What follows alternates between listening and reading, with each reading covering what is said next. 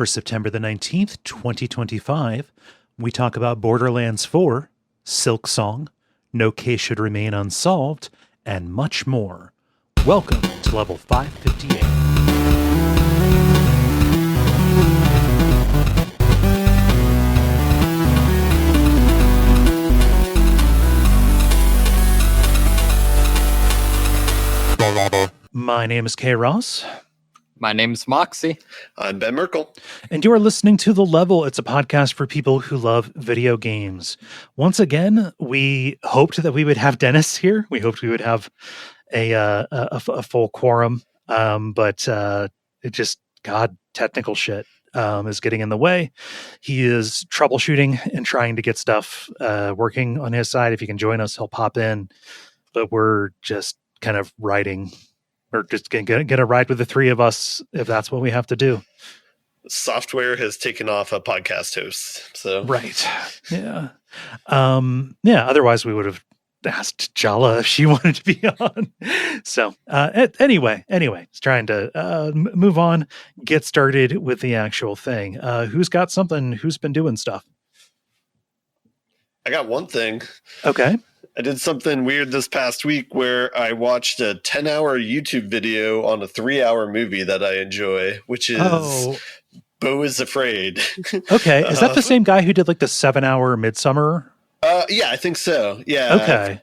I don't have their name memorized, so I can't name check it right now. But right. Going into like the symbolism of the movie and stuff, and a lot of layers that I did not consider. But interesting interpretations of it, especially with like Greek mythology stuff. Yeah. I had already thought it was like movie of the year, but it even elevated my appreciation of it even more. So nice. At the rate he's going to have a 20-hour Eddington movie or 20-hour editing video. Yeah. Yeah. I've not watched Beau is Afraid. I'm afraid to because of the mom shit and that. Yeah, it's probably helpful if you realize that it's a metaphor for something not of an actual mother, but right. It's easy to say that, hard to feel that. So right, yeah. So just like, did you just piece it out like in chunks, or was this like a Lord of the Rings marathon day? Yeah, I was kind of using this as like background stuff for if I was working or in the mornings and stuff. But. Just to give you an example, it's like there's like one scene that's like maybe 10 to 20 minutes just going through individual background characters and like what the symbolism could be or whatever. So it gets pretty in depth, but enjoyable watch. And I think a line from the video that I kind of resonated with me is like, this is one of my favorite movies ever. I cannot recommend it to people because I love anything that is in that. Yeah. Right. Yeah. Like, how many times have I said that about a game? Right. Yeah, exactly. Yeah. It is a magical space for any creative work to be in. Mm. Yeah. That's cool. Moxie, how about you? Not a whole lot. Went and visited the National Museum of Asian Art and the National Museum of African Art. Okay. Over the weekend, so that was pretty cool. Mm-hmm. I mostly, just because I was limited on time, mostly saw the Museum of Asian Art, and it's interesting because it's mostly like one specific person's collection. Oh, so this person's long since dead, but but because of that, like it's mostly Asian art, but then there's also like a small section of American art and like a fairly good Egyptian collection of Egyptian artifacts. And is this part of the Smithsonian or private museum? Okay, cool. The other thing that's interesting about both of them is they're both really cool, really neat architecture, but I don't know if maybe they were just like built and like long before people had an idea of like how big of a deal the Smithsonian's gonna be, that sort of thing. Because both of them, almost the entirety of the collection is technically in like basement levels. Like there's like one fairly small ground floor, and then everything else is like levels below ground. Okay. And so, I don't know, like I said, it's a really neat building, but I don't know quite why it's built that way. Seems like a more expensive way to build a building, but Yeah. Huh. I guess there is the DC law, though, where it's like you can't go above a certain height. And it's like 5 or 6 stories or something like that. It's the Washington Monument, is you can't be higher than that. Although I don't know if that's in absolute terms or if that is literally nothing can encroach above that altitude above sea level. So the actual thing is that's like a super common urban legend. The law is actually something like no building can be taller than twice the width of the street it's on. Oh. But in effect, that means that nothing can be taller than the Washington Monument because, like, otherwise you'd have a super huge street. You're right. Huh. But yeah, now that you mention it, I think there was maybe some mention that at least one of these buildings was built in such a way that to be able to see the Smithsonian Castle from like to not block the view of the Smithsonian Castle or something. Okay.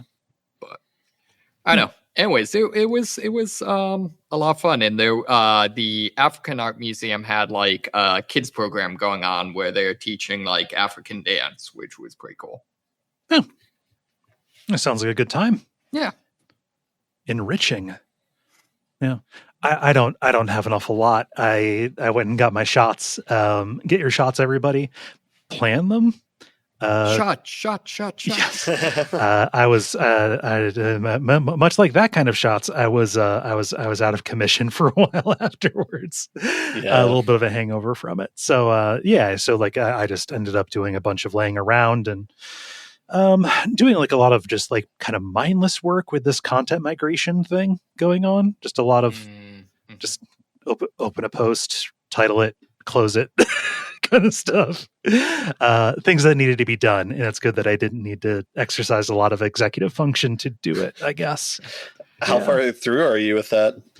The only show that I have left to do is Watch Out for Fireballs. Now that is the complicated one because of our scheme that we have with the premium episodes. Like some of them are, it can't just be like a straight, like you bring in everything and then you just rename it and you're good. There's going to be like weird duplicates and you have to handle it in a particular way. It's a bit of a bummer, but I don't know. It's like a day of work and then it'll be done. Yeah. But yeah, it's mostly just been that for me. I'm really looking forward to it being done so I can try to work on and think about other things. Yeah. Things that do use your executive functions and creativity. And yeah.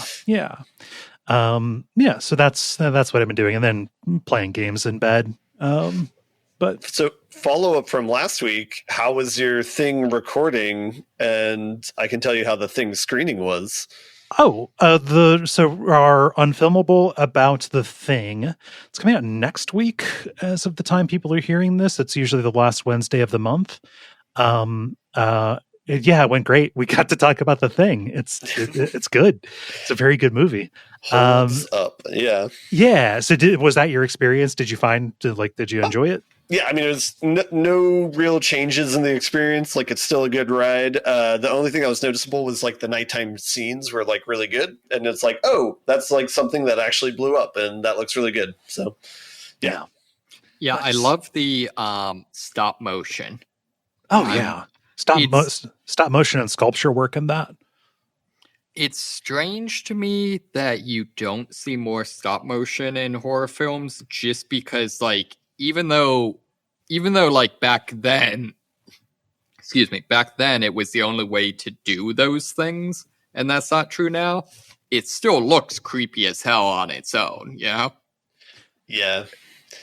It's just one of those things where it's like more expensive and like maybe harder to control, but when it's done well, it looks sick.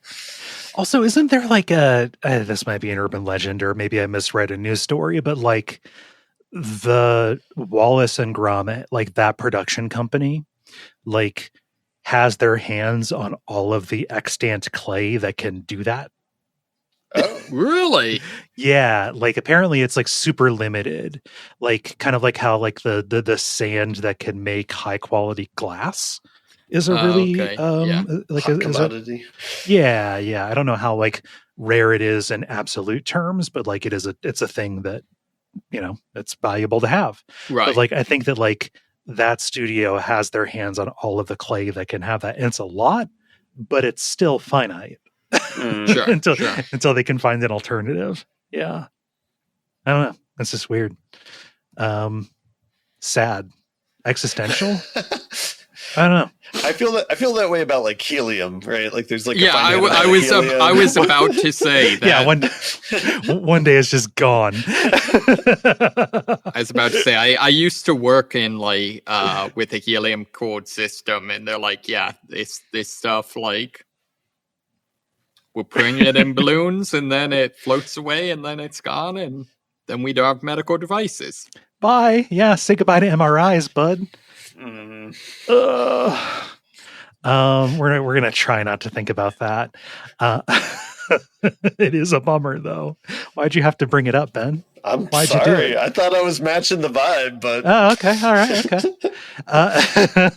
let's turn the ship around. Yeah, let's do it. Let's talk about games. To do that, we have to do the regular kind of show, what with the grind, the multiplayer, and the end boss. And why don't we get started with The grind. The Grind, where we talk about the things we have been playing over the last period of time or so.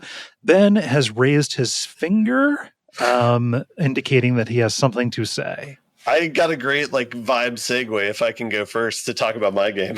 Okay. It's I only have one game this week. It's a more of like an indie game, but it's called No Case Should Remain Unsolved, and it's a single developer. It's I believe I think they're Korean perhaps, but I think it originally started as like a game jam game, but definitely added a layer of polish on it. But it's about a girl being kidnapped, so I thought that would be a good vibe match for a downer. So Okay. just nice emotional segue. Yeah. The woman the girl who went missing is the helium. Yeah, that's right. But anyway, this is like a game that's like in the same genre of like the Root Trees Are Dead sort of thing, or like any sort of procedural where it's like you're talking to a bunch of people, you're trying to find clues, put pieces together. The premise of this one is you're playing a police detective, or rather you're playing a cop who's talking to a police detective, and you're trying to figure out details of a case that they had like 10 or 20 years ago about a missing child's case. And so the premise is this was the only case that was unsolved for the detective. And so they're trying to get pieces of information about it back together to try and solve it. The problem is that the police detective who originally was on the case, all of their memories are like fuzzy and out of order. They're kind of like they kind of have like some form of like dementia where nothing's like coherent. And so the idea of how that's conveyed visually is you get all these text and like dialogue from around the case, but you have no idea who you're talking to, and you have no idea what time or when this was. And so, yeah. So you start having to cross-reference and say like, okay, well, they would have been in this place at the same time based on them talking about this. He only could have known this at this particular time. Yeah. You do the Obra Dinn chart thing. It's a bit like that. Yeah. The way that it's laid out in this game is like every column corresponds to a person that the detective was talking to for the case. And so when you get a new dialogue option, it'll either have like a selector for the person. And if you change that, the dialogue will move to whatever column that you've found so far. Or once you solve certain clues, then you're given like a definitive, this person said that, and it'll tell you the timestamps of they said it on this date. And then the other thing that you can do is like when you have multiple dialogues in the same column, you can order them around. So you can move them up in the time or down in time. And the idea is when you have pieces that are adjacent to one another, they'll combine. So small pieces will start forming into like a larger stream of text. And So eventually, that confirms, like, okay, yeah, yeah. you got this right. Don't worry about it. Exactly. Here's Yeah. a big chunk. Work stuff around it now. Yeah, and so by the end of the game, you just have a single stream down the entire dialogue from like beginning to end with timestamps and stuff. And so part of how like clues are uncovered is every like text conversation you have, it'll like have hashtags for certain words or like themes of what's going on. So it could be words like time or like caretaker or hospital or playground, stuff like that. And so whenever you find like new dialogue options, they'll have tags on them, and you have to find one of those keywords in existing text you have to open up that dialogue option. That sounds a little bit convoluted, but all that's to say is like a keyword system. Yeah. Yeah. It's like one question that ask another person leads to like 3 other pieces of text, but you kind of have a resource system with how you can open those up and the order in which you choose to open them up. Mm-hmm. And then beyond that, once you get things locked in order, you get an incrementing resource where every time you get 5 of those, you get a key, and a key will open up more like pivotal dialogue options with suspects and are more like bigger like narrative reveals in the story. I don't know if all this sounds complicated or not, but this is like maybe a 2 or 3 hour game, so it's not exactly like a long thing. But yeah, once you kind of get your feet under you and you kind of understand how the game works, it's a good ride as far as like figuring out what the narrative is and who the people are. It does a good job of like making it somewhat non-obvious, like what the relationships between the characters are. There's like a good amount of subterfuge, so it doesn't make it clear, and it's kind of hard to piece things together until you get towards the very end. So yeah, it's an enjoyable experience if you're into the games like the root tree type stuff. This is a good bite-sized version of that. That is a really good length for one of these. Like that sounds like it's roughly like the length of like an act in a Golden Idol game almost. Yeah. It definitely doesn't overstay its welcome or anything like that. And there's like it's a good bite-sized game. There's like a good level of polish over all the mechanics that are there, but it's not overly complicated. It just does what it needs to do. So I was really satisfied with it. But is there like a cyberpunk angle to this? Because I'm seeing some like weird little like head cyber deck jellyfish wires kind of thing coming off of it. So what made this game like a little cinematic is it opens up with like a cutscene and like some dialogue from the narrator. So there's but there's no like science fiction elements at all. It's like something that takes place not exactly modern day. I think it takes place in like 2012, like that time period. Yeah. But certain pieces of dialogue might jump around in time a little bit. So yeah, no, it's very grounded at least, but I think it's all Asian themed though. It's all like, I believe it takes place in Korea, but I don't think it mentions like what city it is or anything. But, based on the names, I believe it's Korean. Yeah. So I love the art style too. Like that, reminds me of like Snatcher or something like that. The Sega CD or Sega Saturn version of that. Basically where you see art in the game is anytime you're reading a dialogue option for the first time or like a dialogue text between the detective and a person, it optionally will show a picture to the side of it to kind of give you a visual peace of mind. So it's like, somebody was playing on the playground, it might show a picture of the playground. And then where that can lead in, so I mentioned that like you can get these like key resources to unlock pieces of dialogue. The other thing is there's kind of like narrative gates to it where it's like it'll be like a question like on what date did this happen, or like how do you know that this person's like okay or not the person. And what it'll do when you click on it is it'll bring up all the text like in your streams of dialogue, and you have to go and click on the text that will like pieces together that information. And that's like another way to like gate the system, but that's another way to kind of like interact with the story. Forget why that brought that up, but I mentioned the art and you talked about when it shows up and when it doesn't. The reason why I brought that up is because sometimes the answer might be in a picture of something that's happened, so you can go and select something there. This developer seems to be like their thing is to do stuff like this. Like they've got like a forensic like look into a cell phone thing. They've got one called Legal Dungeon. which I thought they shut that place down. Yeah. I haven't explored their other games yet, so yeah, I should Mhm. go back and check that out, I guess, based off of this game. But Yeah. Somi, I believe, is the name of the developer. SOMI. Yeah. Looks cool. I don't know. Yeah. I still haven't played Retreats. I think That's it's in that pile of things that like I kind of think maybe we're going to do it for WAF at some point. Although I know Gary doesn't like those games as much as I do. You'll have to have a guest commentator on for that one then. Yeah, probably for the mystery coded stuff. Yeah, it's definitely, those types of games definitely scratch a very particular itch, and so it's like you either have it or you don't, I feel like. But yeah, I'm still chasing that Oberdin high. Yeah. What else did you have? That's all I got. Okay. Moxie, do you have anything that is not Silksong? I just a little bit actually.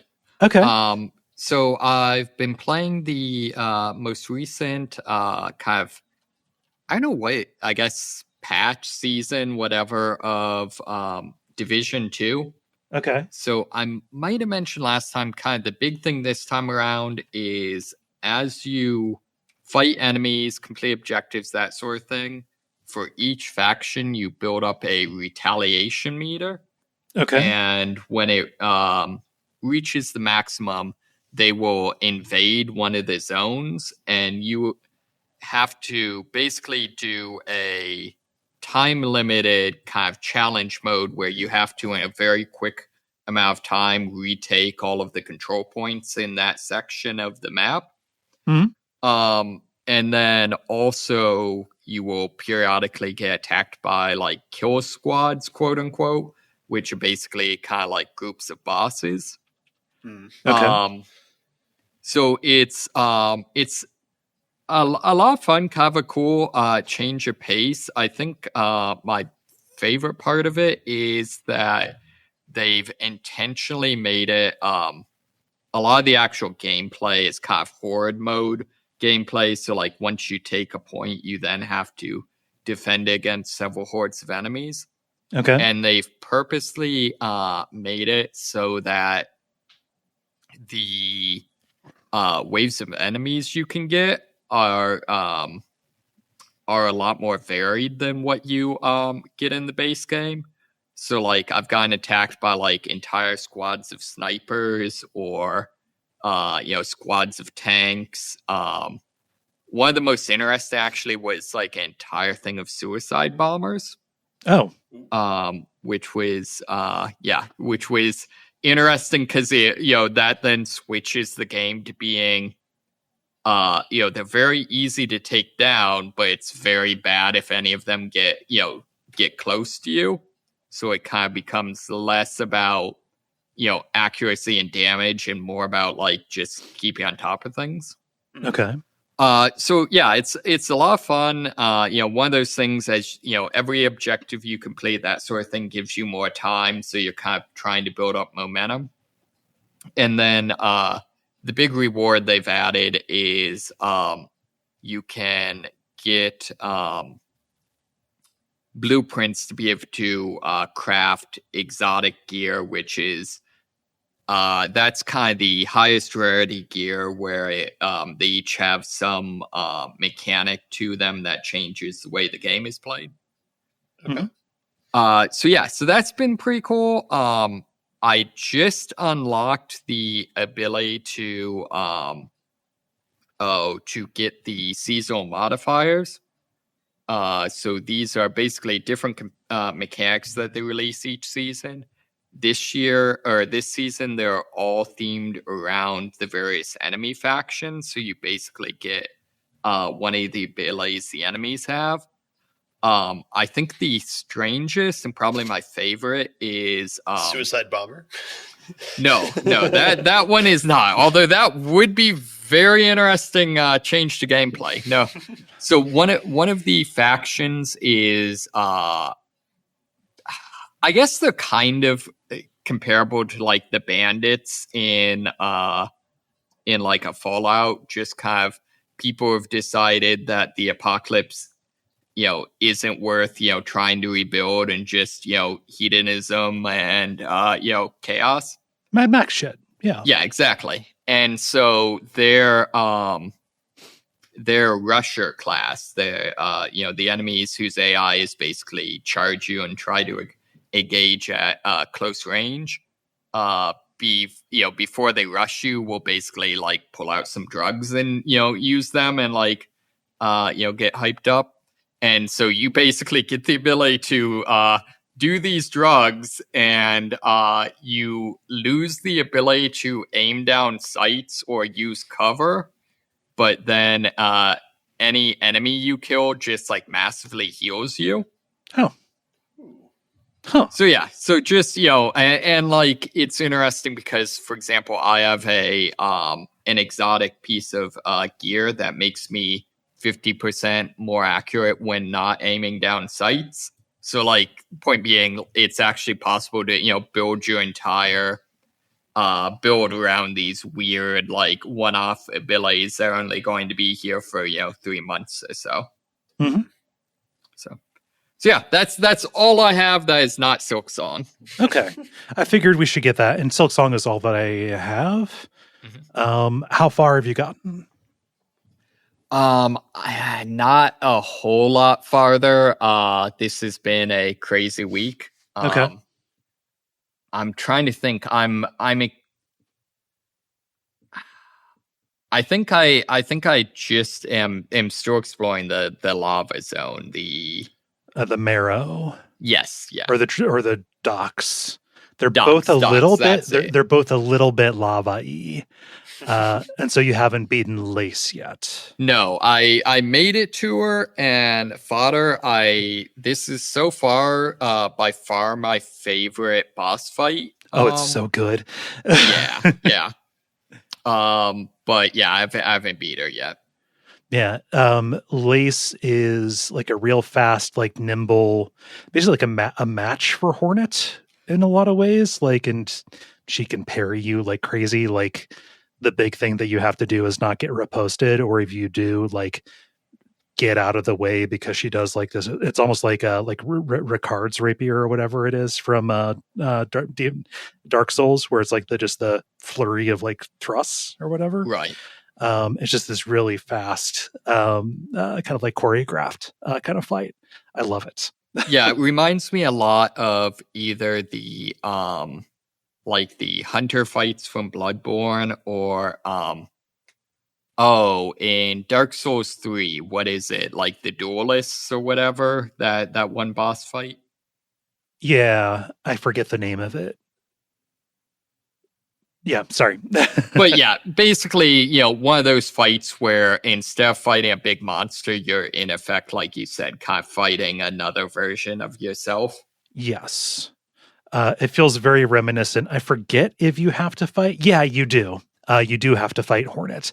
It's a little bit like fighting Hornet in Hollow Knight. Mm. Yeah. Okay, so you're poking around in the docks. Yep. Like, have you seen any other cool shit? Trying to think. I like the various bell themed enemies that you kind of have in that area. Mm-hmm. And I like the blacksmith you meet.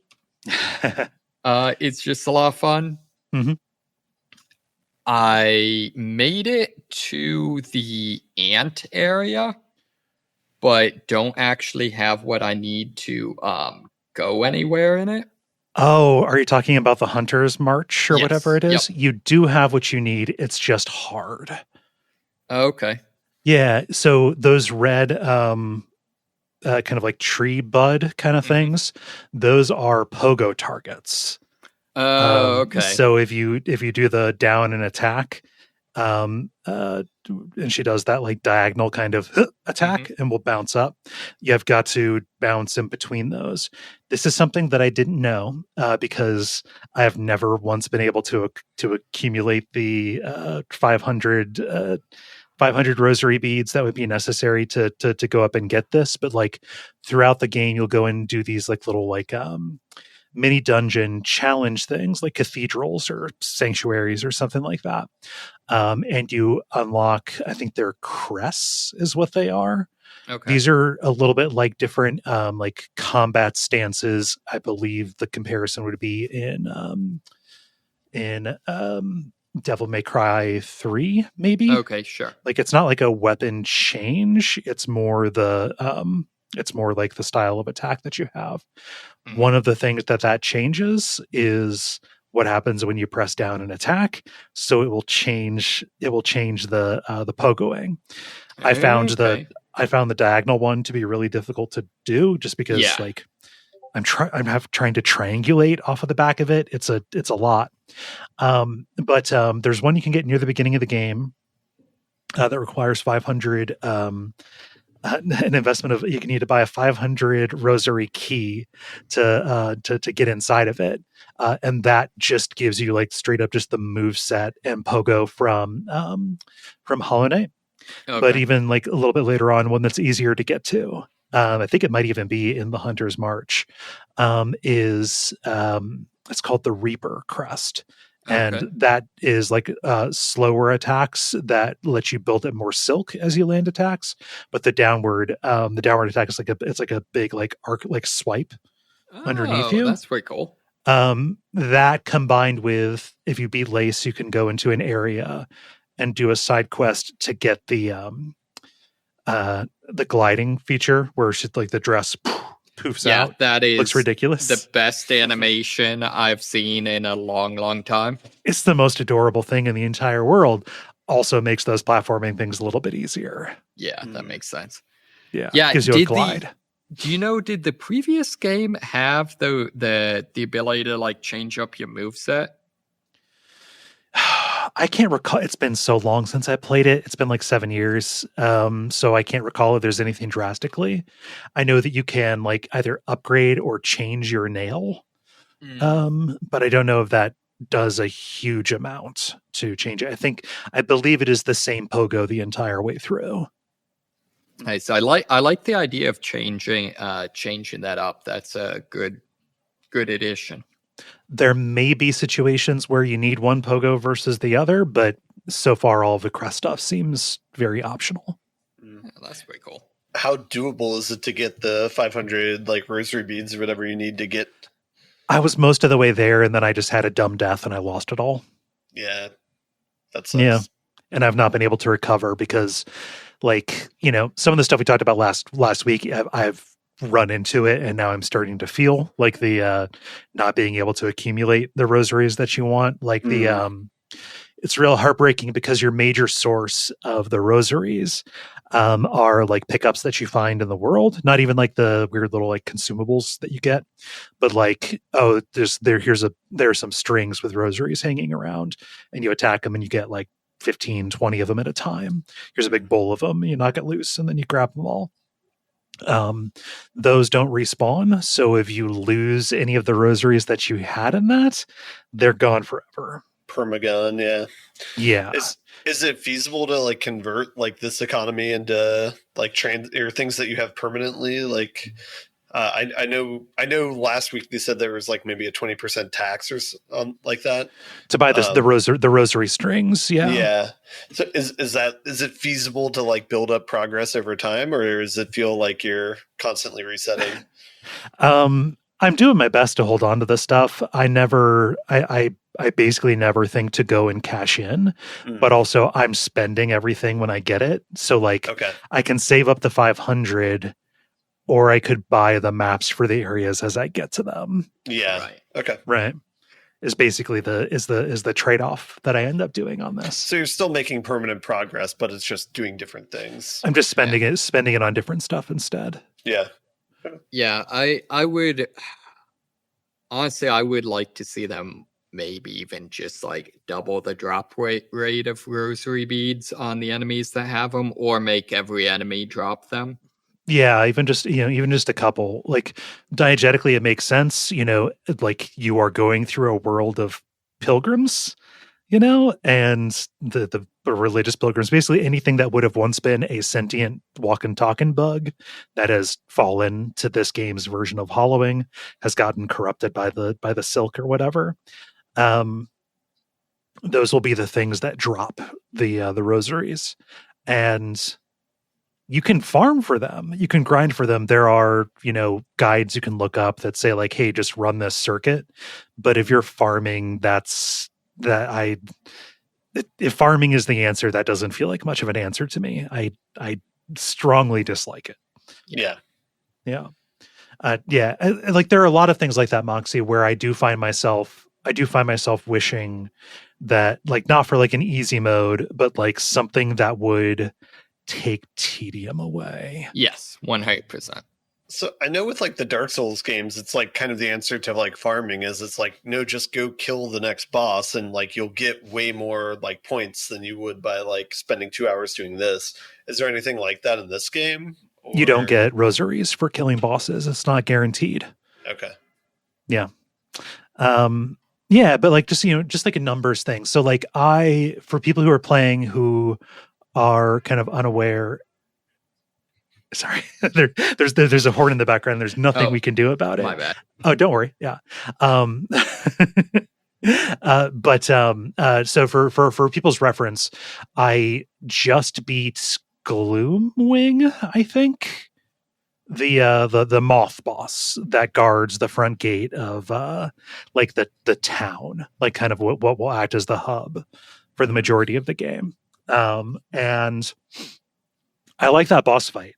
The moves in it, like the moveset of this big scary moth that is attacking you is real. It's good. You can internalize it. Like, okay, he makes this sound. He's going to do a big swipe over the arena. He's going to send out these spinning blades. He's going to, lash out with his claws. There's a distinct phase change where like it's still all of those same attacks, but like each of them gets like a little complication and they like segue into each other a little bit more. Like all of that is cool. Like I have it internalized how to deal with this thing. I haven't counted, again, things that came up last week, Moxie. I haven't counted how many hits it took, but this is the first one where I was like, oh, that's too many hits. Yeah.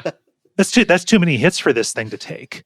So like I can very reliably get it to its second phase and I can keep locked in, but eventually I'm going to get hit by something and it only takes like a spiral of being hit by one and then being off guard for the follow-up to just be taken out. And then you're back doing the run up and all of that.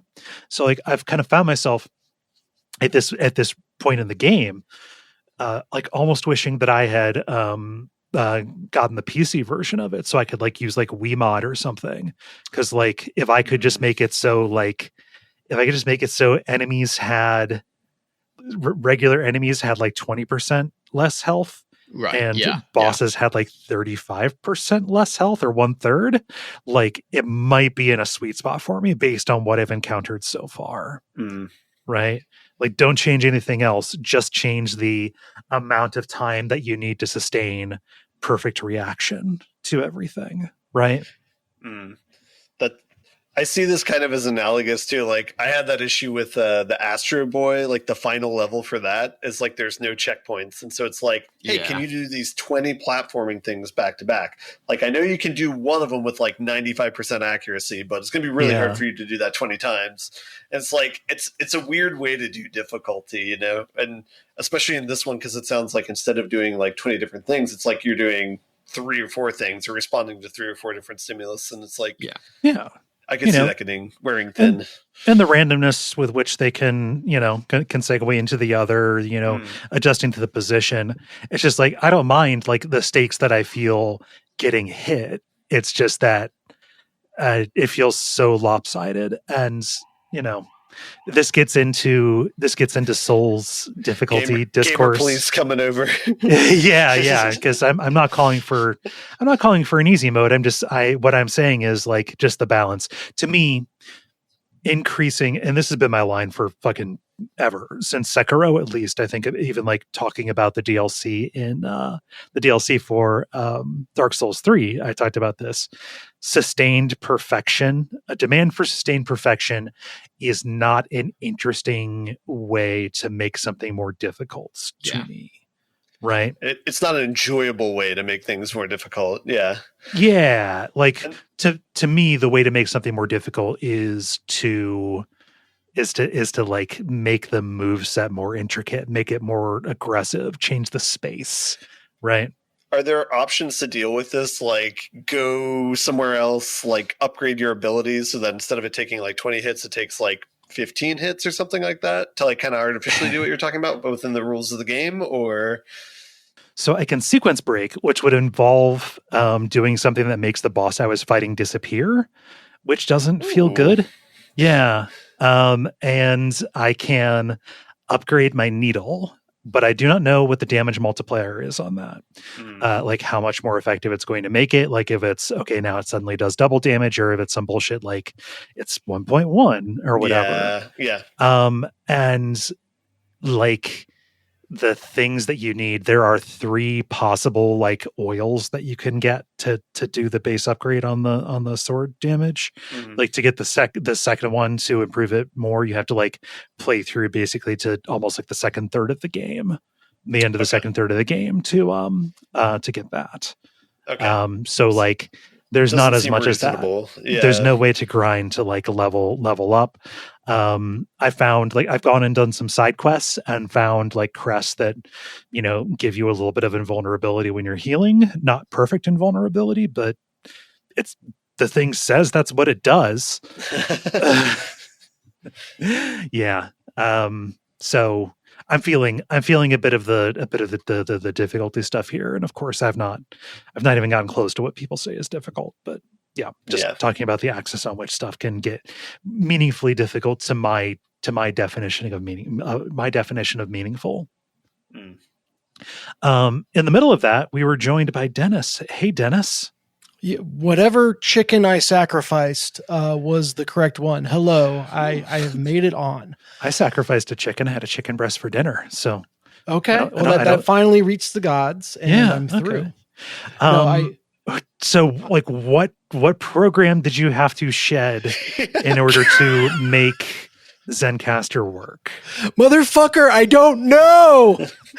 So you literally just tried and it worked? So here's how far I got. So I've been going down. I don't know how much you said earlier, but like I just had technical difficulties, but like it's saying like we can't access your microphone, and I'm familiar with that problem. If a system has like called dibs on the microphone and something else is calling dibs for it, it can fuck it up. So something was claiming your microphone. Except over the course of the past week and a half, you got it working all up in them guts of the system settings and know for a fact that error is not because something is in fact using the microphone. Right. So I'm like, what the fuck? I've tried every browser. I've tried deleting every other program that has called on the microphone recently, all that stuff. And I had it working on Friday, I thought, because I deleted the right program. Then I come back in to record tonight and it's the error is back. So I'm like freaking out. You guys soldier on. I go through all the steps I'd tried before again and then try to get creative. I literally went and dug out. Hold on. Where is it? I went and dug out my fucking decade-old Mac that has a hard line. That might be what you need. Yeah. And plugged into that. Got the same error on that. Are you fucking kidding me? So then I'm like, network thing. It has to be a network thing. So I'm still using Google Chrome. I tried it in Safari. That's unsupported. Go back to Chrome and I'm like, on a lark, let me bring up a guest profile on Chrome. Okay. Plug it in and lo and behold, on the Mac, that seems to have worked. Okay. I'm not getting the error on the guest profile. So I'm like, okay, well, I don't I had everything hooked up to the Mac, but I would rather be doing this on my PC. Yeah. Maybe if I pull up a guest profile on my PC, maybe it's my profile in Chrome. So I go open my profile in Chrome just to grab the link so I can paste it into a guest profile. And it worked. I'm on my profile here in Chrome. The fact that it happened on the Mac is wild. Nobody cares. It's not interesting. I think that you need to share like the bizarre triumph of that, because this has been frustrating. Yes, I'm over here like on the verge of tears, and it is a personal victory. Yeah. I'm going to make a commemorative plaque. Okay. And then replicate the solution before you commit anything to engraving. Yeah, if I knew what caused the solution, I would try. So I take solace in that I can blame a tech company for it. So yes. Yeah. There you go. So yeah, if anyone could just feel like an aura of screaming, hair-pulling stress underneath the episode to that point, that was me. Okay. That was my spiritual contribution to the show until this point. Yeah. It's all good. I mean, I'm here now. Okay, so good. It's nothing but good vibes from here on out, unless I drop, in which case I will break something. Okay. You're pretty on time as well as far as if you want to talk about what you've been playing. But right. Yeah. So like I literally was like kind of like getting into wrapping up talking about Silksong.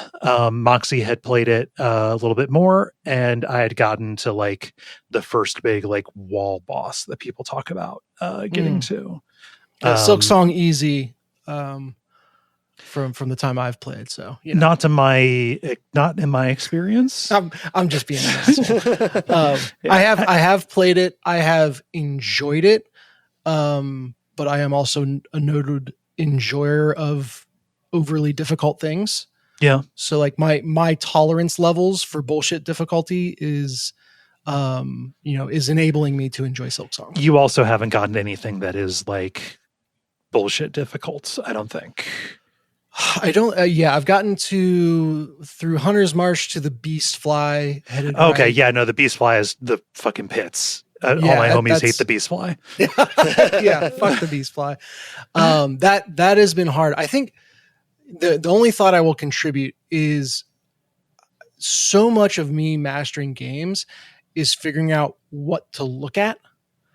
Right. And like as I get familiar with the bosses or familiar with the track or the whatever, it's like you see less and less of it. You lock in on the one thing that you know is the indicator or the trigger that you need to cue off of. You learn what to focus on. Yeah. And so that has been the case for each of the bosses so far. The problem with Beastfly is that it pulls in a bunch of summons, and now suddenly I'm trying to track 4 of those things at once. Bait the Beastfly into killing them. And then, so like where to look is a harder and harder thing to define. Yeah. And the Beastfly doesn't move with any real rhyme or reason. On Blue Sky, I was talking to somebody and he was calling that fight bullshit. And I was like, it's like somebody's like dragging it around with a mouse without really looking. There's just somebody connected through the network who was fucking with me. You can especially if you are standing like, I don't know, a quarter to a third of the way away from the edge of the screen. That's when pretty much all of its windups look identical. Yeah. And so like you can overcome it a little bit by making sure you are either tucked into a corner or off, like, as far away from it as possible. Yeah. But even then, once summons start popping up, like all bets are off. It can also like stack, like there's like a weird, like, it feels like it ignores iframes in a way that other shit doesn't. Yeah, I saw it was optional. And I was like, I don't need the crest that's behind that until a cheese strat that I need later demands that I get it. So, but despite all that, we all agree the game is a masterpiece, and everyone wants to be Hornet, right? Yes. Hornet's great. Okay. I don't know about masterpiece. It's neat so far, but it's like my thesis remains the same. It's more Hollow Knight. Cool. Yeah. I had wavered because I never finished or got beyond like the 5th or 6th area in Hollow Knight. And so I was like, should I go back and play it to like get through that and then do Silksong, or should I go straight to Silksong? And I think I made the right decision in going straight to Silksong because I was not burnt out on Hollow Knight by the time I got to Silksong. Yes. Given how proximate they are. Yeah. Any other things any questions about Silksong for me, or any more thoughts you had on it, Dennis? I took video at one point. I still gotta post it, but like before you unlock the dash, every screen that I would move across, you just kind of tap the jump button rhythmically, and Hornet skips across the screen, and it's adorable. Skipping to her loo. Yes. Yeah. What else have you been playing? What else have I been playing, man? The other big one is I delved into Borderlands 4. I saw you on Steam playing that. Yes. And I mean, I know you're not supposed to like say this, but I'm having a great time with it. Like, I don't know that you're not supposed to say it. Yeah. Well, that the idea is that would give Randy Pitchford some level of solace, in some way. We'll make sure he doesn't hear this. Yes, exactly. I know he's an avid listener. So yeah, it is an open world Borderlands, which sounds a little bit funny because all the other ones were such big sandboxes. Ultimately they were areas separated by loading screens. But the way they've committed to an open world format in the game design makes a big difference from just the, large but ultimately separate sandboxes. I think for 4 play sessions now, I have had a main quest objective marked on the map. And every time I sit down, I'm like, all right, this is the time. I'm going to go over there and do the thing. And every time I get pulled into something random and fun and spend my session just doing random stuff that I didn't expect. Mm-hmm. And the game has been an absolute blast every step of the way.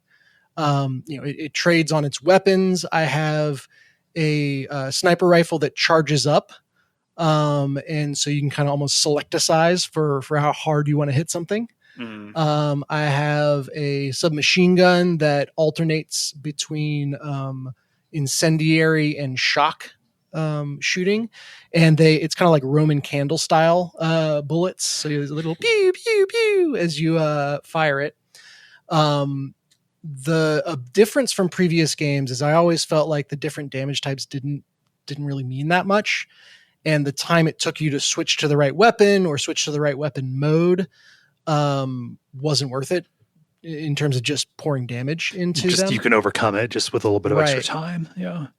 In this, I've frequently, especially with that one SMG, started on shock, melted off their shields, then gone to incendiary. And I feel like more enemies have shields in the game than did in 3 and 2, to my memory. So like it is incentivizing that kind of match your damage to the enemy kind of play. I also have an assault rifle that I am only using its secondary mode because it is an overwhelmingly powerful shotgun. And like if I'm firing bullets from this AR, it is something has gone terribly wrong. I had previously had a shotgun that I kind of swapped over to and used as a finisher. The one that is like the quote unquote secondary fire on my AR is more powerful and regenerates ammo. And so while I can't use it as my primary weapon, because like that little reserve of ammo would run dry too quickly, as long as I'm switching over and using it as a finisher, it is way better than any shotgun proper that I've seen. Okay. Yeah, and then my grenade is actually a saw blade launcher, where the saw blades, after they hit the ground, jump up and fly a second time at whatever is nearby. Is any of the stuff that was present in previous games, or is this them just sitting around thinking of new stuff or weapons to do? I mean, it's the same kind of stuff. The new manufacturers that I've seen so far are Daedalus and The Order. So The Order, all the weapons have that kind of charge up mechanic. Okay. Where like whenever you let go, that's how strong the shot is going to be. And there's like, 5-ish pips that you can charge. And then the Daedalus weapons all, as their secondary fire, do the same thing, but consume a different ammo type. So that, makes it easier to manage ammo reserves. The saw blade stuff, I can't think I've seen before. So ordnance is now a dedicated slot. Instead of needing to use one of your weapon inventory slots to equip a rocket launcher, it just goes into your grenade slot like anything else would. But grenades, rocket launchers, saw blade launchers, throwing knives have gone in there. Like there's kind of this catch-all slot that it does not require ammo, but there's always some kind of charging or delay mechanic to gate how often you can access those things. You can imagine with throwing knives, it's pretty quick that they recharge. With a giant rocket launcher, there's a longer delay. Same with grenades. Right. That makes sense. But yeah, tearing around the open world and just kind of getting into anything that you see has been very rewarding. The writing has been very amusing and to my taste, although I think it's been promoted that they've gone less memey and self-referential than that's what I have heard from people playing it is like they expected slop and they didn't get slop. And this is people whose tastes I tend to, Yeah. So Borderlands 3 was just a never ending parade of remember this character from last game, remember this character from last game, and on and on. This one stands on its own. There are cameos, but they are cameos. Mm-hmm. And in general, I think that was a very strong decision. Yeah. But yeah, the world feels very big. I think the mission progress thing on my save file says I'm 16% of the way done with the game. And it's a massive area that I've uncovered. But as I zoom out in the map, it really is only a small percentage of what's out there. Yeah. And even within that, I've found so much just poking around and having fun. So the thing you're going to, is that the mainline quest and there's just a bunch of side things to do, or? Okay. Yep. Gotcha. So yeah, for the mainline quest, the way they've separated it from the previous game is the world you are on is like a hidden, secretive prison world. I've described it to people as like the North Korea of Borderlands, where it's kind of off and away from everyone and secluded, isolationist, etc.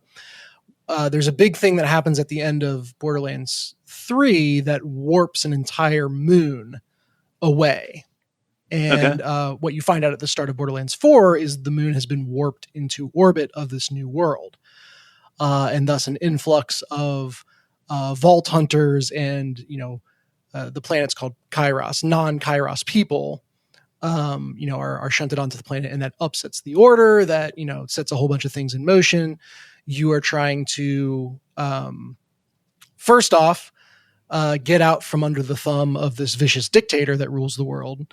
And second off, because you're a vault hunter, find a vault. So that's kind of the thrust of the story. But the, side quests abound, and it's just a chance for them to, do different skits, tell different jokes, etc. So yeah, it's a performance. I'm playing on PC. I know performance issues have been the main headlines, and our man Randy Pitchford has not helped with that. Mm-hmm. Just kind of mouthing off, and what's he saying? Like skill issue or what? Basically, you try to make a better engine, or it's a premium game for premium players. You shouldn't expect that it'll run on bad hardware, and nothing that he's saying is technically wrong. But he's saying it in such a way.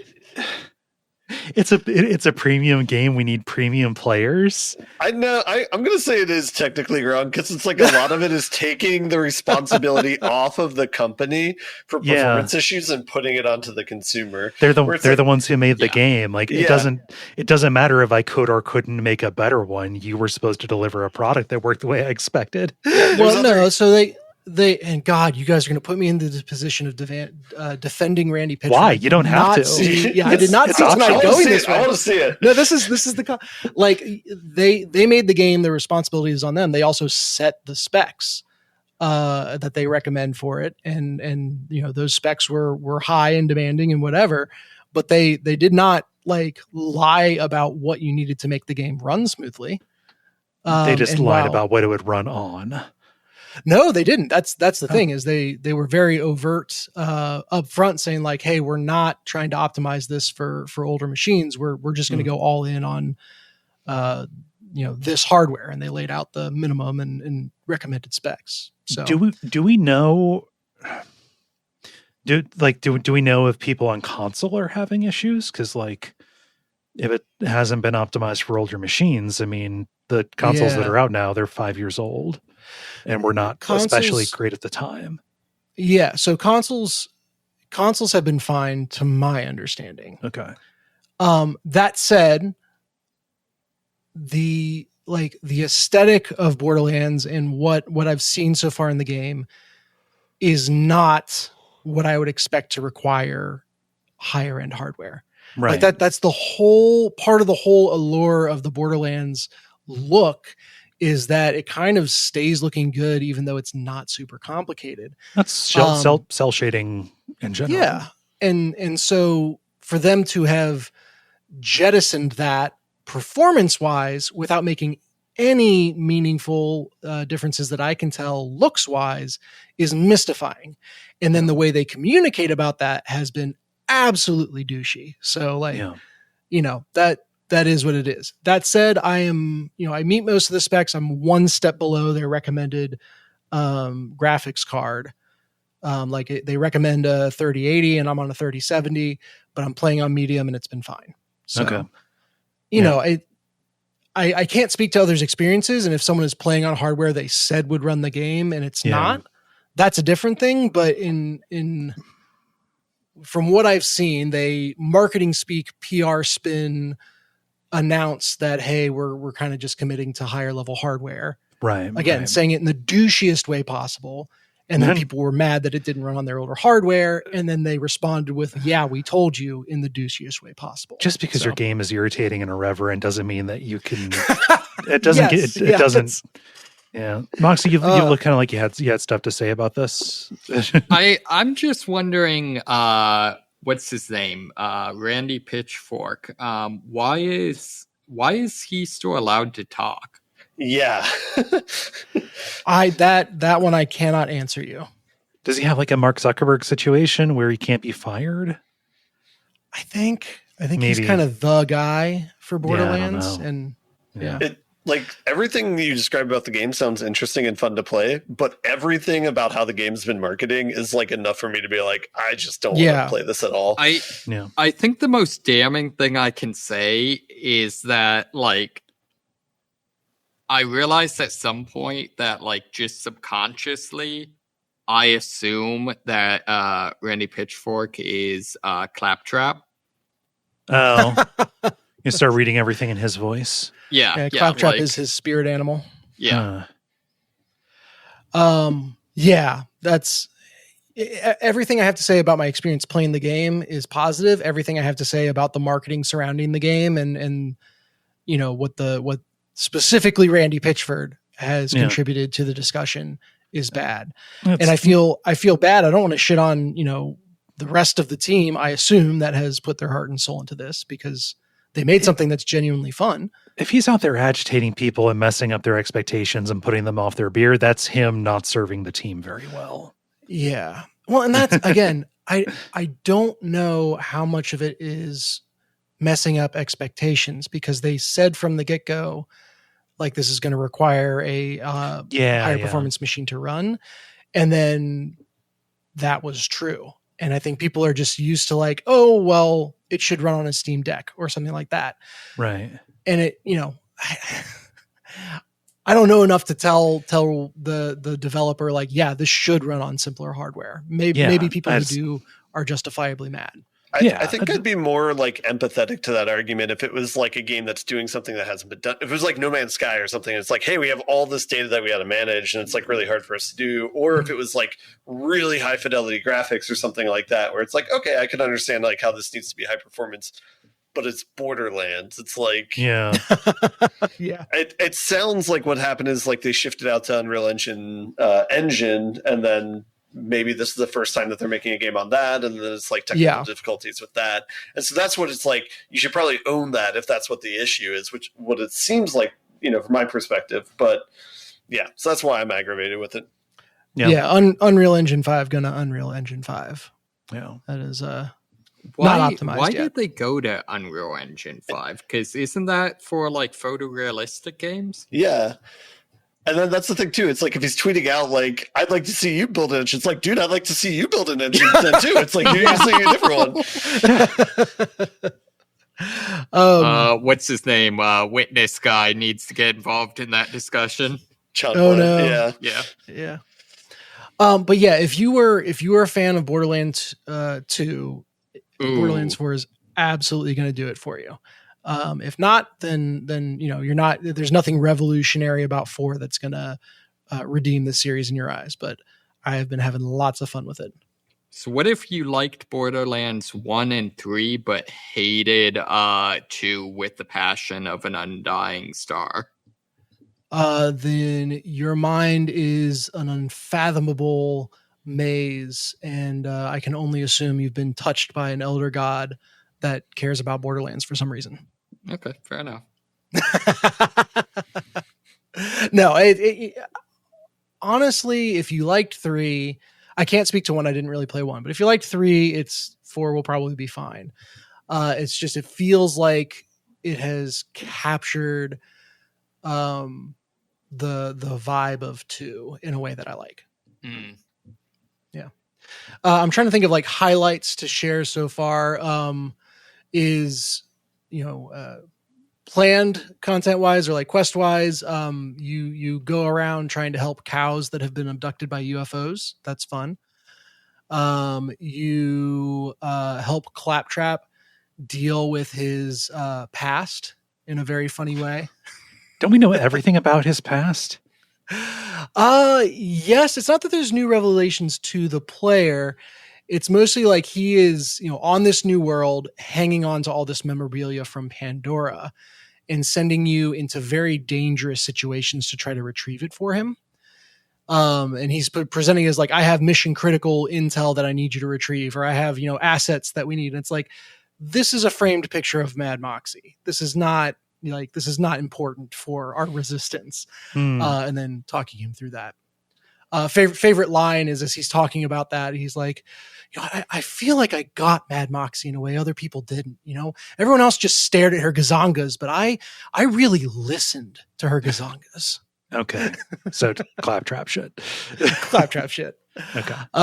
Yeah, that's Borderlands 4. I got one other indie game that I played just before Silksong and Borderlands 4 hit. Okay. That I want to give a recommend to. It's a game called I Am Your Beast. Oh yeah. Third person action game. First person. First person. First person. Yeah, and it is Hotline Miami from a first person perspective. Okay. Also in the woods.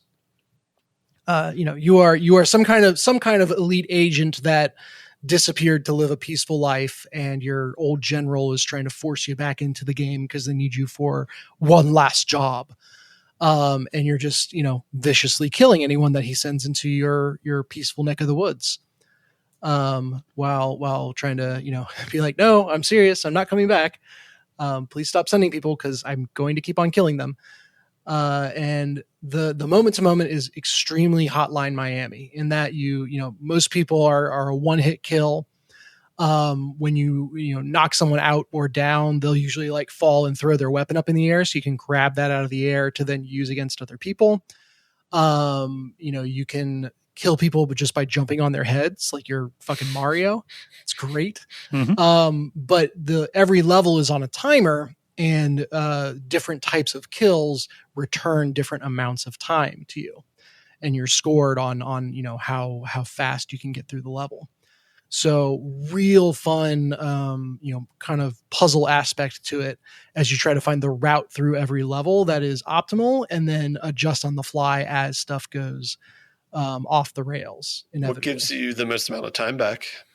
What kind of kill? So far, what's given me the most amount of time back is trap kills. So, and you might imagine like you find bear traps in the game, and you can set that, and then if someone steps on it, you're in the woods. It's obligatory. Yeah. Yes. And that requires a little bit of extra planning and knowledge of the map to pull off. So I understand. The hilarious thing is you can also just throw the trap and have it snap on their heads as it hits them in the air. And that gives you the same amount of time back. People pay a lot of money to have stuff delivered to them. Yes. So and that realization was a huge moment, because I'd been trying to plan out my route, and here's where the bear trap's going to go, and this guy usually but I pulled him when I stepped out of line there, and how can I, and then I just in a moment of panic threw the trap at a person instead of on the ground, and was like, as the person is like in front of me, it's like, that's pretty handy. So yeah. I am probably halfway through it right now. You're making this sound really cool. I just kind of wrote it off because of the aesthetic. It didn't really do much for me, but hearing that it is like just little improvisational sandboxes is fun. Yeah. Yeah. Well, in every level, there's the score for getting through the level proper. Sometimes it's kill every enemy. Sometimes it's just reach the exit. Sometimes it's you have to interact with things in the level before you reach the exit. So some combination of those things. But the first time you beat the level, it'll give you a like extra objective that's like, only use hip fire, or don't kill anyone going through the level, or what have you. And when you beat that, it gives you another extra objective, and you're scored time wise for each of those, because some of them are very inefficient ways to play, but you can still try to do that challenge run, as it were, for every level as quickly as possible. And I like the little like audio snippets that bookend the levels, which is just your person shit talking the general, mm-hmm. And him increasingly flying off the rails at you.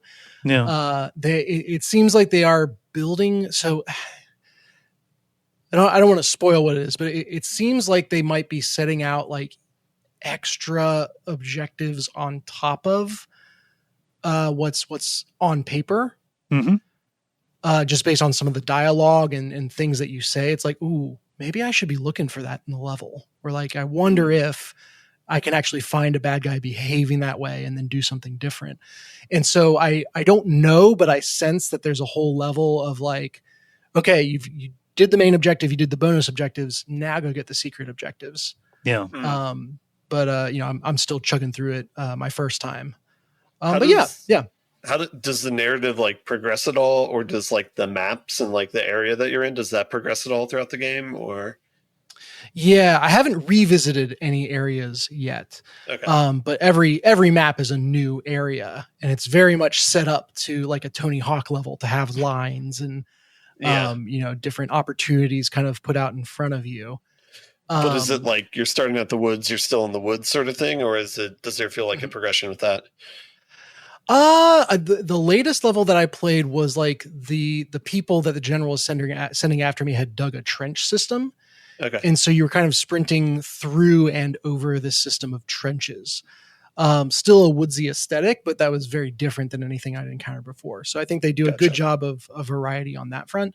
Yeah. And the whole driving force of the game is, I want to stay in the woods. I will not leave the woods. So I'd be surprised if they strayed too far from it. I do have to say, digging a whole trench system seems a little excessive for that. Like, highly, highly inefficient. It's probably why your character left in the first place, was just these bullshit management decisions. It was the holes unit. Yeah. But yeah, it really scratched that, we all have to compare everything to one of our 4 main games. Right. So it really scratched that Trackmania itch of like, I got to do this run as fast as possible. And I'm doing a lot of restarts because I missed that jump kill or 360 no scope or whatever. But then when you get it right, it's very satisfying. For me, it is tripping my, like the description is tripping, like a twitchier version of like a teardown run. Yeah. Except with less, with improvisation instead of the meticulous planning, I guess. Yeah. Less destruction, more murder. Yeah. Yeah. I will say one thing that is funny is I mentioned hip fire kills versus not. So you can aim down sights, but really your guy just takes his gun and turns it sideways, like brap out the side of the car style. Yeah. It's like, well, you're not aiming down the sights. It did give me a little more accuracy, but that's wicked not how that works. No. So very, very stylistic with those kinds of choices. Yeah, I got this confused with Strange Scaffold's other action game, El Paso Elsewhere, which is third person, kind of like a Max Payne kind of thing. Yeah, Yeah, that's I recognize Max that name, Payne but with vampires. yes, cool. Okay, yeah. So yeah, it has been a good time for new games. I feel like everything I've touched recently has been like, all right, sweet, like a lot of good stuff out there. Good time for your kids to go back to school. I tell you what. Yeah, so that is me. Multiplayer. Now to start the multiplayer, where we ask you a question and you answer it. Dennis, what is the question that you asked the nice people? Yeah, I want your quotables. I wanted to know about a video game quote that has stuck with you, be it because it was wise or funny or anything else. Yeah, we're gonna do this. Quotes. Yeah, and I'll get us started here with Curtis, who says, this is a quote from Commissioner Pravin Lau from Sid Meier's Alpha Centauri. Beware of he who would deny you access to information, for in his heart he dreams himself your master. So that game came out like in the last month or so, right? Yeah. No, Alpha Centauri is like a 30-year-old game, I think. Really? Yeah, you know. Why is that quote staying so relevant? Just because governments don't change. Dystopia is going to dystope. Yeah. Let's see. That went quicker than I thought it would. Let me get back to this here. Moxie, what does Warren say? Warren says, "Draw your sword, Ramza." I don't know what a Ramza is. It's the only lesson I learned in church. Referring to a battle in Final Fantasy Tactics that is very infamous for being a place where like you save right before it, so you can't leave and therefore can't level up, and it's a one-on-one duel, and Ramza, the main character, might not be spec'd in such a way that he can survive it, which is going to be fixed in the remaster. So yeah. I like to think that this was the only lesson he learned in church, not because he was playing whatever this would have been, Game Boy Advance or Game Boy. Probably would have been playing it in a like on PSP maybe, but also okay. but also the fight takes place inside of a church. I see. Well, my headcanon is that there was a really good sermon put together that used that scene as a central reference point. I mean, the internet, as someone who's never played this game, the internet has led me to believe that it is nothing but socialist talking points. Yeah, I mean, it's the one quote. I don't know, I can't even remember if it's from this game, but it's the if the punishment for a crime is a fine, then crime is legal for the rich, or something like that. Oh, yeah. Then the law only exists for the rich, or for the poor, or something like that. Yeah, something like that. But yeah, no, you're dealing with revolutions and stuff in FFT. It's a good game. I can't wait for the remaster to come out.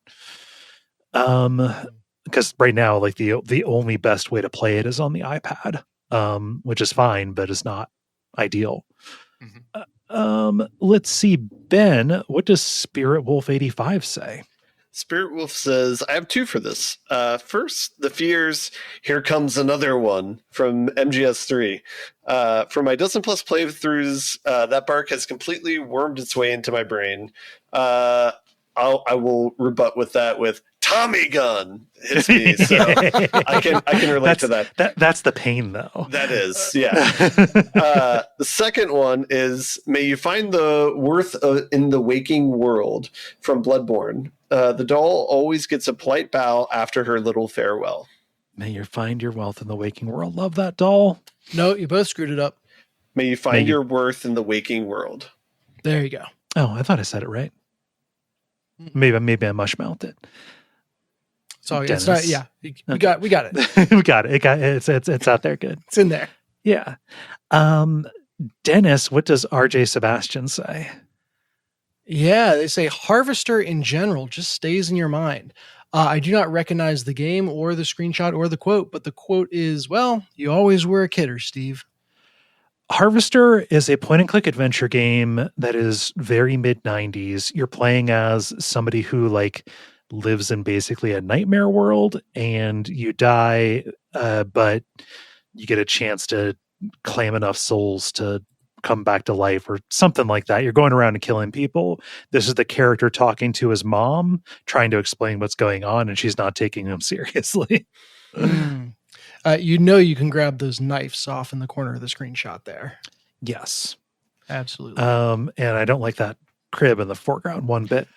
Yeah, a crib in the kitchen is odd.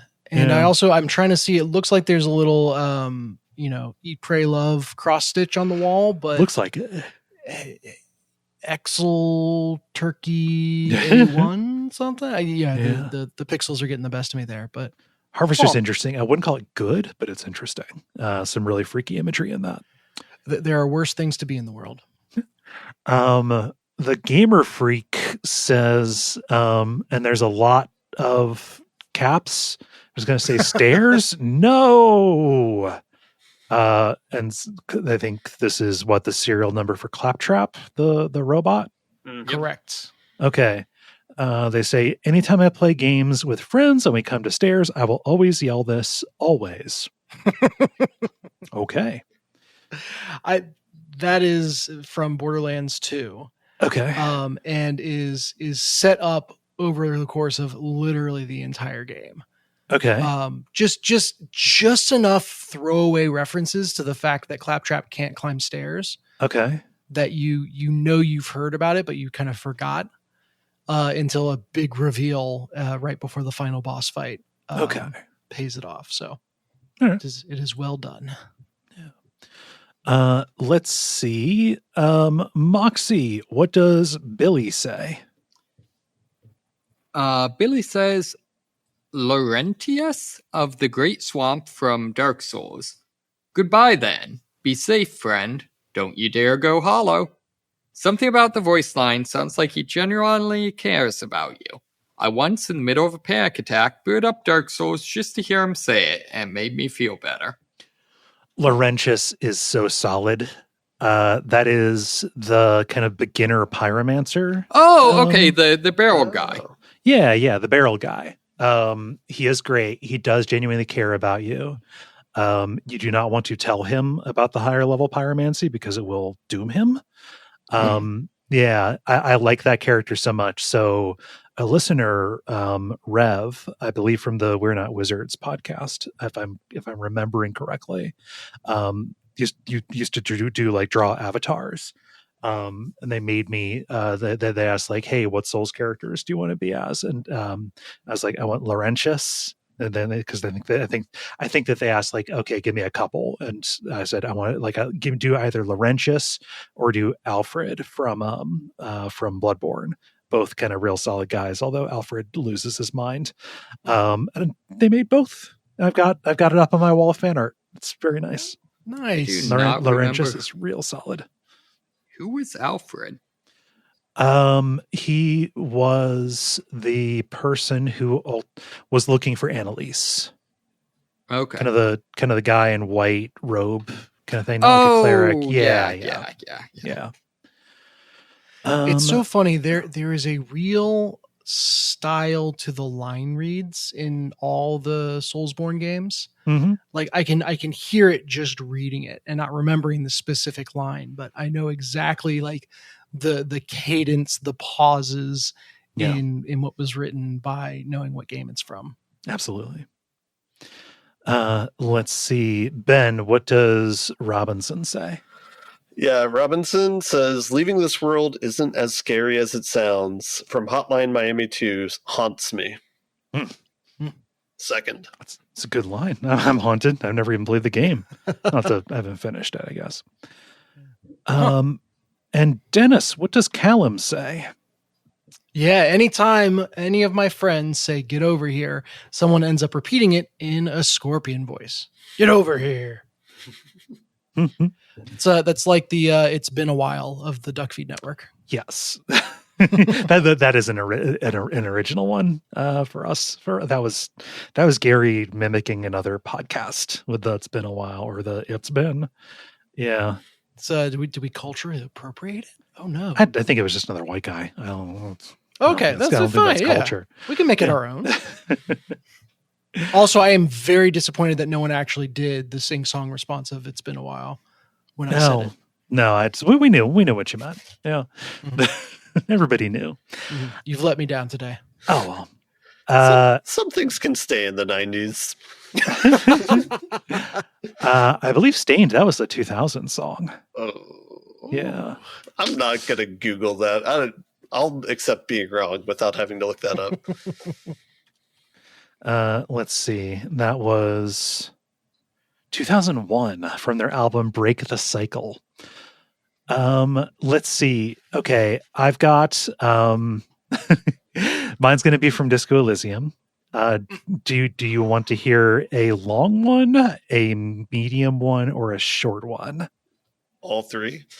Oh yeah. Oh God, you're gonna. How long is the long exhausting. one? Just a few sentences. Let's go on. When you get the thought to examine to put in your thought cabinet about the kingdom of conscience, like learning about like the centrism in the world of Disco Elysium. The description from that is like the most searing thing I have heard about a political philosophy, which is the kingdom of conscience will be exactly as it is now. Moralists don't really have beliefs. Sometimes they stumble on one, like on a child's toy left on a carpet. The toy must be put away immediately, and the child reprimanded. Centrum isn't change, not even incremental change. It is control over yourself and the world. Exercise it. Yeah. Yeah. Yep. It's like they don't have beliefs. They just stumble across them and need to throw them away. I mean, luckily for us, that is not currently culturally relevant. In my more depressive episodes, I think about the wall art, the phrasing from that. True love is possible only in the next world for new people. It's too late for us. And then the short one, just detective arriving on the scene at a very triumphant moment. Is that a refrain, or is it like from a triumphant moment? Yeah. In honor of your will, Lieutenant Yefrator, as the guy's rank, that you kept from falling apart in the face of sheer terror, day after day, second by second, detective arriving on the scene. Like you've showed up and you have the answer. Like this is the culmination of all of this humiliation that you've been through. Yeah. Sometimes self-inflicted. Yeah, of course. I gave an option and they said all three. I am not monopolizing time. You had to. You had to. I guess. I could have just picked. It just reveals the fact that we can make a podcast where like 30 minutes of it is reading about Disco Elysium, and it would probably be pretty good. Yeah, it'd probably be fine. Moxie, how about you? Man, this is tough. Like, I've got tons of them from movies, most of them from Bunraku.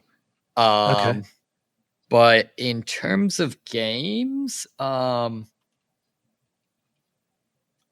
the silliest one is there's a number of great exchanges in the first Fear game.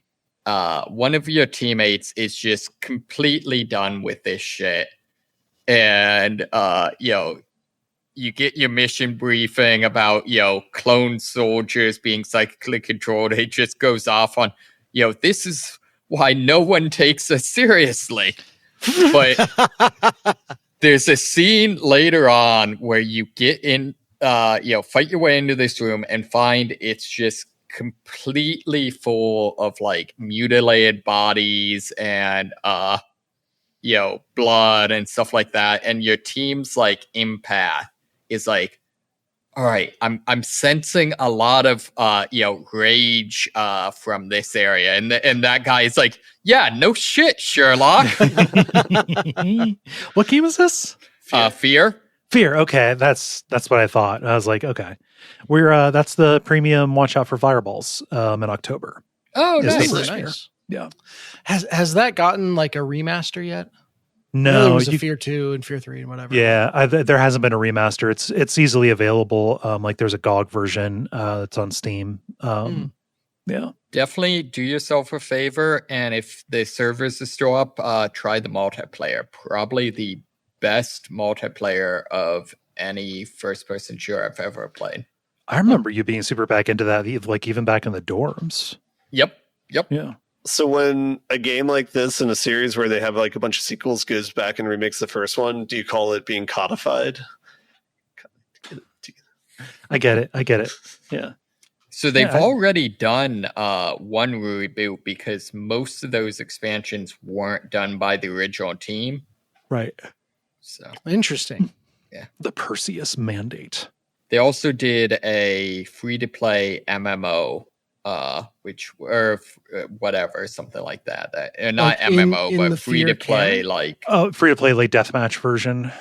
No, it was like a co-op, like low budget shooter. Yeah. Huh. Okay. Well, why not? Yeah. Ben, how about you? I'm going to be greedy and say three things, if that's okay. How dare you? I'm sorry. The personal one is Shoot the Fucker Mason from Urban Chaos. It's a deep cut. Rocksteady. Yeah. Yeah. It's probably because it's in slow motion when like you're shooting like someone in a hostage situation. That's just a personal like earworm. Yeah. And then the other one's like a twofer. War Never Changes from Fallout, and War Has Changed from Metal Gear Solid 3. That's like a fun. That's 4. That's not. Oh yeah, sorry, 4. Yeah, you're right. Yeah. It's the 1960s war. Oh man. I mean, yeah, it has because of nukes, I guess. I don't know. They're all over the map. And Dennis, how about you?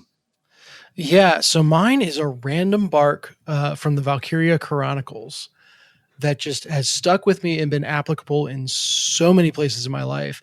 You do something, you stunt on an enemy, and you hear the enemy radio bark of, "I'm impressed but not surprised." And I've used that in so many situations, specifically with my kids. They do something, it's like, "I'm impressed but not surprised." Yeah, just the perfect. I am I'm shocked but not surprised. Yeah, I was gonna say the greatest compliment I was ever given is I was shocked but not surprised. Yep. So yeah, that one. I mean, a game I never actually finished, and a series I never revisited in a genre that I don't really play anymore. But lives in my head rent free. Isn't Valkyria Chronicles like a weird, like hybrid real time turn based strategy?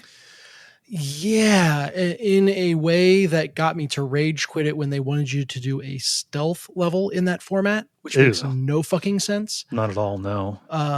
Yeah, but like aesthetics wise, it was very fun, and has a banger of a quote in the enemy barks. Cool. Well, good question. Thanks for the answers, everybody. If you would like to participate in these in the future, go on over to follow us on Blue Sky. That's thelevelpodcast.bsky.social, and watch for the prompts to go up on Monday afternoons. The End Boss. Now it is time for The End Boss, where we talk about things that are happening in the world of video games around us. Let us see. Moxie, this one looks neat. I want to hear about these. I want to hear about silent cleaning. Yeah. So there's a company that makes cleaning products in Japan named Kao, Kao. And at least according to this article, they are, quote, the Procter & Gamble of Japan. Okay. Cow Brands is in Cincinnati too. Oh, really? Yeah. They have fair enough. Offices here.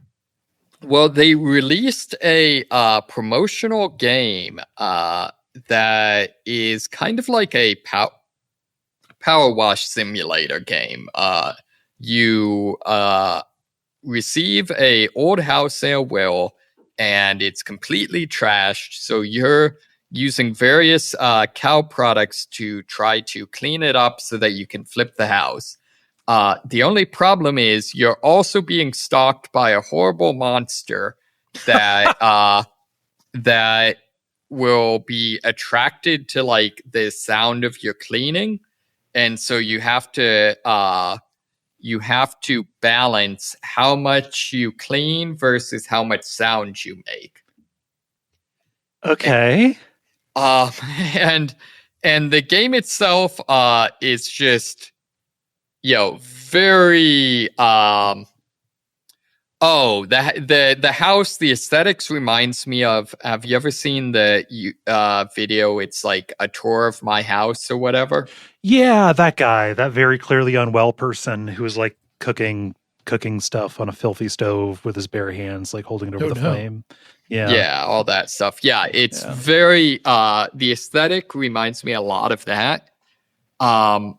But yeah, this is apparently like an actual, fairly full-featured game. It's apparently like as you clean stuff, you will uncover like clues to solve various puzzles and things like that. Okay.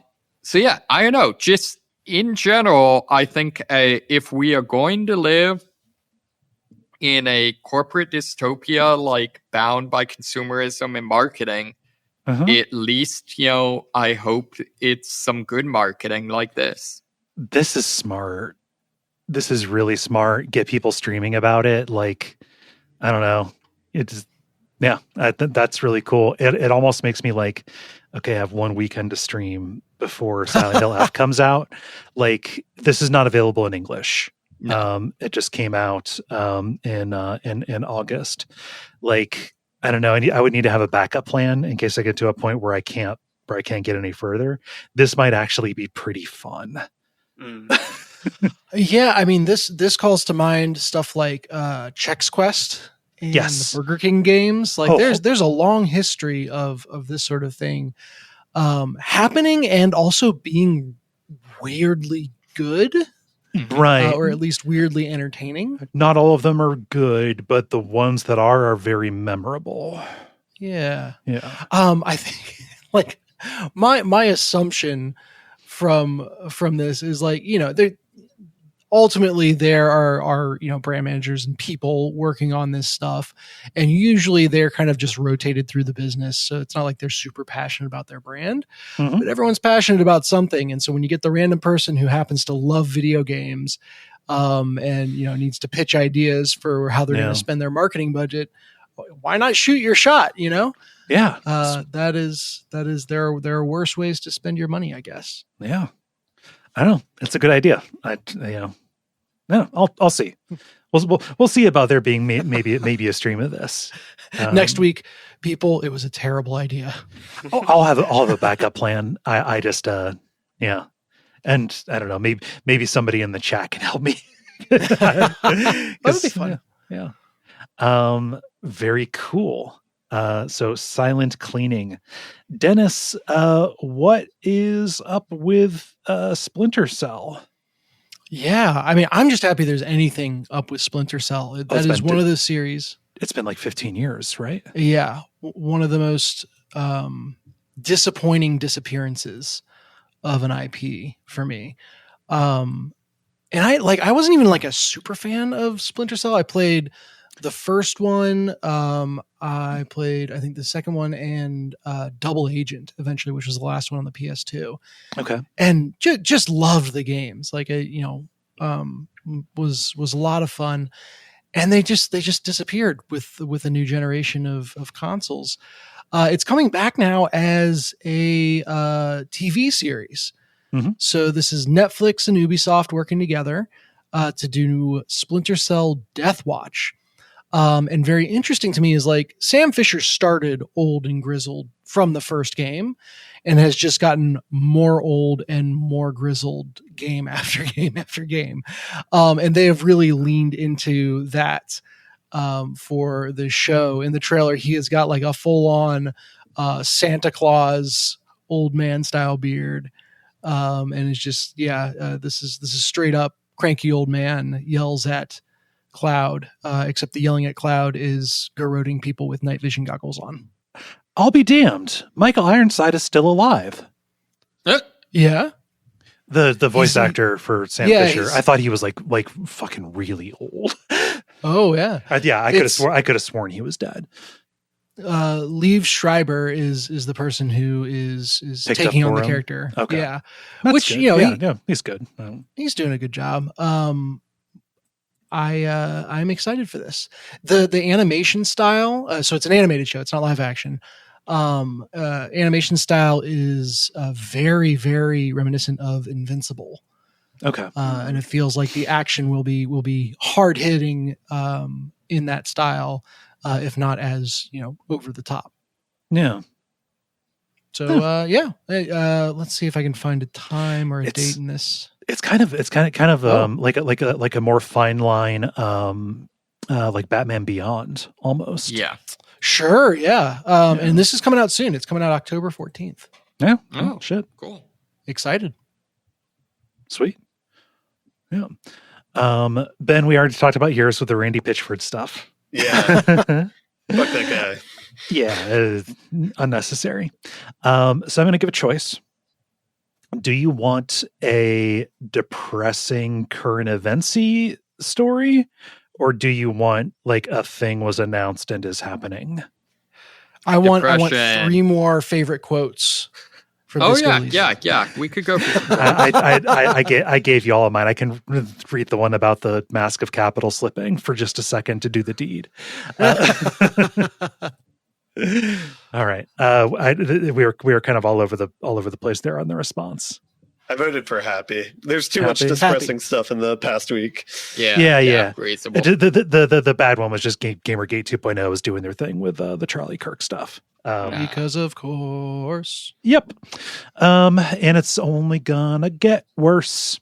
What's not going to get worse is my favorite game in the Danganronpa series has a remake that is being announced. Danganronpa 2, Goodbye Despair. At the most recent like Nintendo Direct, like indie third party showcase or whatever, Spike Chunsoft announced Danganronpa 2x2, which is like an updated remaster remake of the base story, the super weird the super weird story of Danganronpa 2 with an additional kind of like what if story as like a new chapter for people to play some new content. So it is not just you already knowing who did everything going in, although I defy anybody to remember all of the swerves of every individual case. Mm-hmm.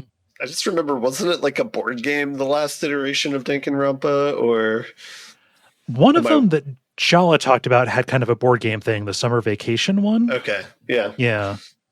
That was like a Gaiden game, though. That was like a secondary. Yeah, that was. Yeah. Not mainline. So there's been a shooter genre entry in the series as well, with the Ultimate Despair Girls. I'm trying to think of other genres that it has crossed. That might be it. Yeah. There might be a more dating game heavy version, although that might be the board game as well because of the summer vacation kind of angle. Fair. Yeah, I don't know. I'm excited about it. I don't know what the date is, but I don't know. If I was going to 2020, okay, just vaguely 2026. That's fine. I'm not in a hurry. If I was going to replay any of them at this point, it probably would be the second one. So, and I feel like video games are more suited than any other medium to having cool twists and changes in their remakes. So yes, lots of reason to be excited. Yeah, cool. There's a bunch of stuff at that direct event. This is the one that stuck out to me as like, hey, that's pretty cool. Does anybody have any opposition to buttoning it up? I feel like I have abdicated my ability to say because I was not here for the start, so I cannot comment on how it finishes. Okay. It's a weird wrinkle. Yeah. Yeah, let's button it. The credits. If nobody's gonna step in. Speaking of new twists, I know, right? Yeah.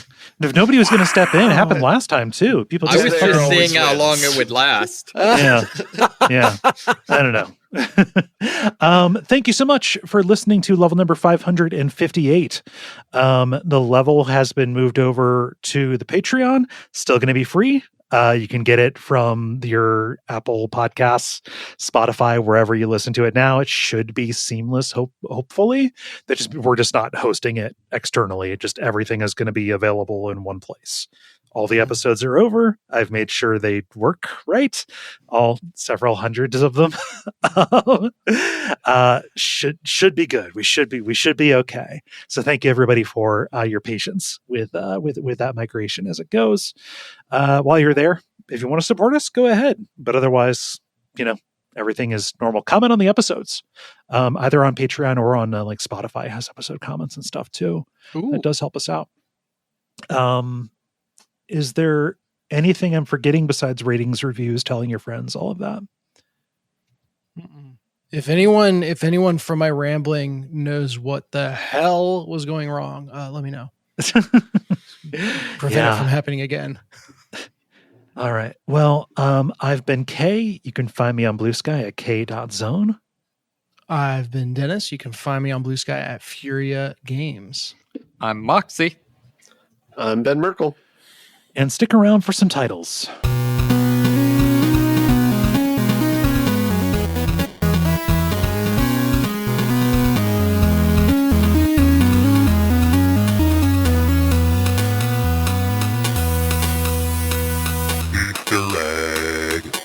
I have two. One is a vibe segue. As one do. And I don't like that one nearly as much as the second one, which is the holes unit. Oh, that's pretty good. Okay. I like that one a lot. Moxie, do you have any? I did not.